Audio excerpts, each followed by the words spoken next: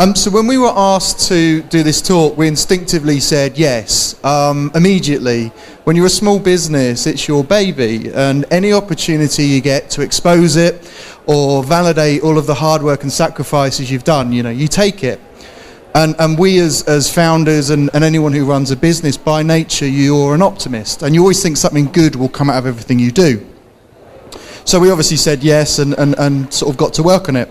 The next question I asked was, who else is talking? And this is important because you want to understand, where do other people align you as a business in the grand scheme of things? And, as business owners, by nature of having the balls to start your own business and run your own business, we've got a little bit of ego and we're slightly competitive.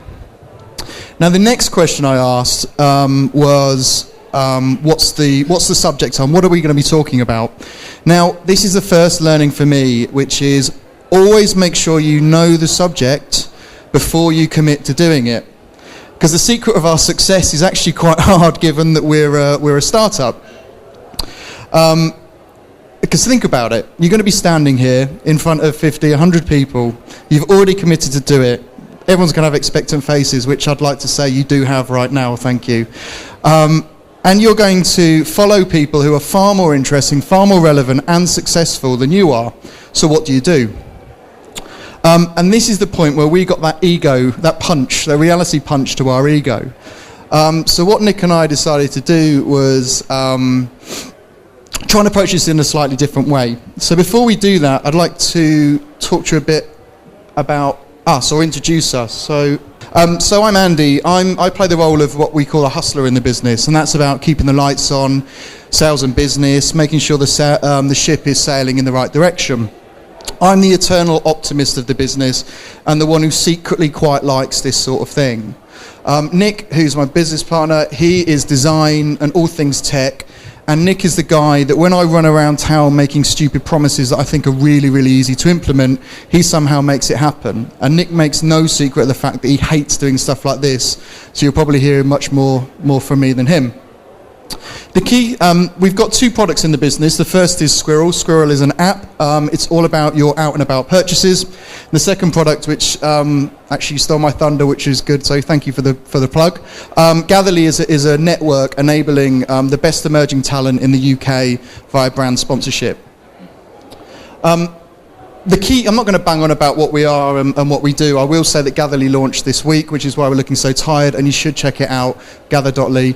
That's the last plug we'll make. But the key thing to say about us as a business is, as a part of the interest network, we have a core reason for being. And people talk about solving problems, and we will in a minute. But a key thing is to make sure you have a reason for everything you do and when you hire, and it's your litmus test for everything. And ours is about making people's lives more interesting. So with that in mind, we decided to approach this slightly differently. And back to the point of secret of our success, we went to our second office, which is the pub. I'd advise everyone to have a second office that preferably serves alcohol. And after about 18 pints, we decided we were bloody successful. Not 18 pints, it was 8 pints. So we've been going, actually, and we decided, thinking about it, our successes, we've been going for about 18 months, and that's against a lot of different odds. We've got a team of about 12 people at the moment, which has gone from 4 in the last few months. Now, these guys are so dedicated to what we do. They're really passionate about where we're going with the business, and they feel like it's their own, and that is really, really great, and we enjoy working with them. We work with some of the world's biggest and most exciting brands, Canon being one of them. Now, Canon personally back us and really, really want us to succeed, which is amazing. As a result of that, a lot of the large agencies have heard about us. These guys have got 5,000, 10,000 employees, and they're their feathers are slightly ruffled by us. Now, that's not why we do it, but it's a quite nice ego boost. And the final thing to say is we genuinely have an unrivaled network of creative emerging talent, like really genuinely interesting, exciting people. And that's our reason for being. So for this talk, we thought, yeah, we are successful. So what we'd like to do is give you sort of 10 hacks or ways that we think have helped us be successful and the way we think about it and approach it. And we decided to do that slightly differently, which was through Jay-Z's School of Business. There is no substitute for hard work. hard work basically gets you respect from investors or people who are working with you or for you, but actually it does end up getting you results and in turn success. Now, by success, a key thing for us isn't necessarily about selling your business for 100 million or 10 million. That would be lovely. But it's things like recognizing, actually, is culture important to you? Is the environment you're working with, or the types of people you're working with important? What we mean by hustle isn't someone on the street trying to get money off tourists. It's a mindset. It's about being relentless, looking for opportunities in absolutely everything you do. And if you ever come up to a block, which you inevitably do daily, is finding innovative ways of navigating that and going around it. Now, when you have your own business, what we've found is it's a journey that you have to bring other people on, because you can't get there on your own. And you have to be the catalyst for that. You have to evangelize that and be the magnet. So always make sure that whatever you do, you are talking about your business in a positive way and bringing people on board. You have to be relentless with this and work until it happens. So find the quickest way to get started.